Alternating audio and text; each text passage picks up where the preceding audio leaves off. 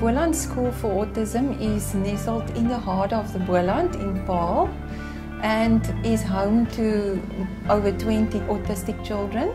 If you look at the school's emblem, you'll see it's a butterfly, and it symbolizes 4 things that they struggle with. They struggle with social skills. They struggle, for example, to interpret people's body language, to understand facial expressions and so on. They struggle hugely with language. Many of our children come here at the age of 3 and then they haven't spoken one single word yet.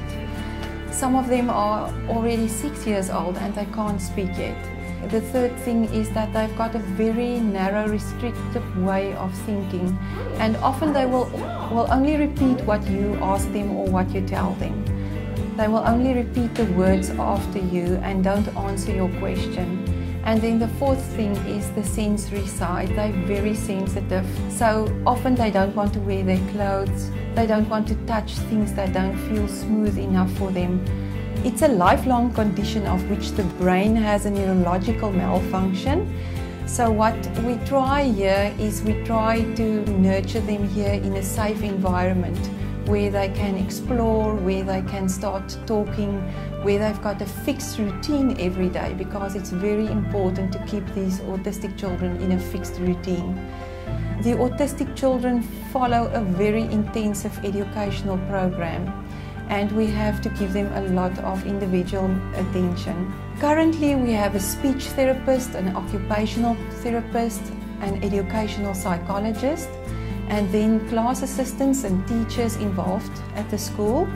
Every day at Boland School we start with a morning circle, and during that morning circle we do a lot of brain gym to get the brains going for the day, and they must do all the exercises while they are singing songs, because when we teach them songs we improve their vocabulary.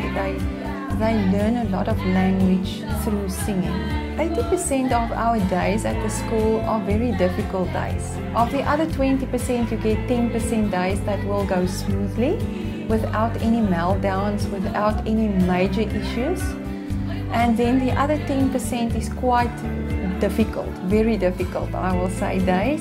Some of the children are already 10 or 11 years old and they still struggle to write their names. So we here have to teach them so that if they get lost or someone asks them, they can at least introduce themselves to people.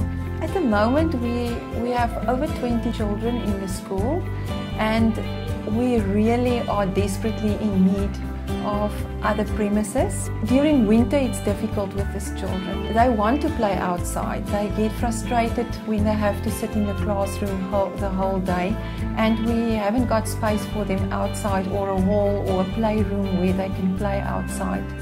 We are also in need of things like tablets for the children or iPads to work on, and many of them has got the splinter skills of working on computers.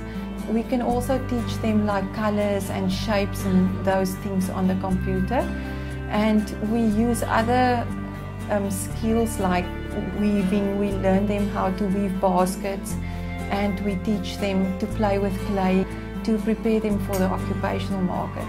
So it's very important for us to put in everything during that 5-6 hours that we have the child at school during the day, for the parents to see improvement. And we want the children to reach their full potential.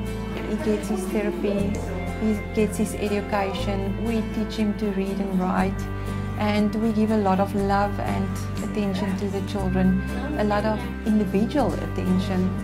So if they come and drop the child here, at least the mother perhaps can go her way for the morning between 8 o'clock and 2 o'clock. She can do something that she wants to do, and she can't do it with autistic children on the side.